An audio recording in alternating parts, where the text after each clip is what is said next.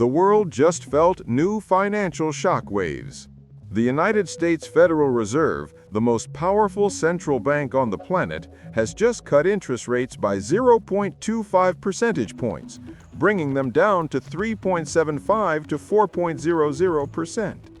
This is the second rate cut of 2025, and it signals something big. The Fed is finally changing its strategy. But what does this mean for the economy, for global markets, and for you? Let's break it down. And if you want to understand how global power really works, hit like right now and stay until the end. For the past 2 years, the United States has been living under the pressure of extremely high interest rates. After inflation skyrocketed following the pandemic and the war in Ukraine, the Fed raised rates to their highest level in over 2 decades, above 5%. That helped bring inflation down from nearly 9% to around 3% today. But now the U.S. economy is starting to show cracks.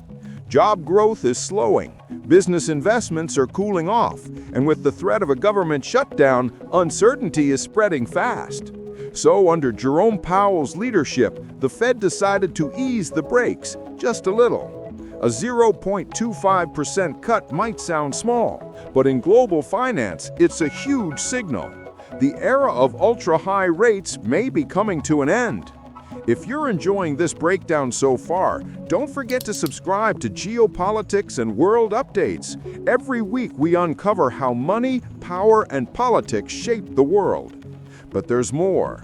The Fed also announced that starting December 1st, it will stop reducing its balance sheet, meaning it will no longer sell government bonds or mortgage-backed securities.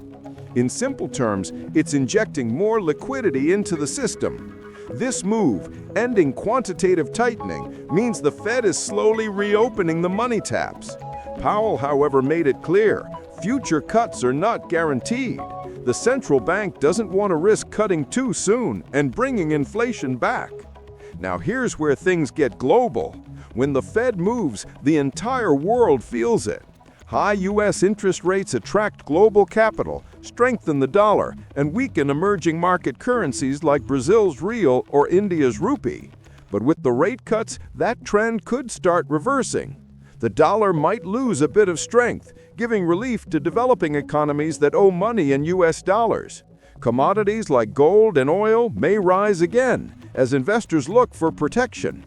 And stock markets, they love cheaper money. But this time, investors are cautious. Because if the Fed is cutting rates to stop an economic slowdown, it could mean the world's biggest economy is in trouble. What do you think? Is this a smart move or a dangerous gamble? Comment your opinion below. We'll be reading your thoughts. There's also a political side to this story. The U.S. is heading into a heated election season, and the economy is the key battlefield. A softer monetary policy could help avoid a recession before voters go to the polls. Critics say the Fed is giving in to political pressure, while others argue it's simply reacting to data. Either way, the Fed's decisions ripple far beyond Washington, affecting Beijing, Brussels, and Brasilia. If you're still watching, you clearly care about how global decisions shape your life, so hit that subscribe button and join the Geopolitics and World Updates community. So what's next? Analysts expect one more small rate cut in December, only if inflation keeps falling and the labor market continues to weaken. After that, the Fed will likely pause again throughout 2026. We're entering a new phase, a cautious, uncertain phase, where central banks try to support growth without losing control of prices. Balancing that is one of the hardest challenges in modern economics.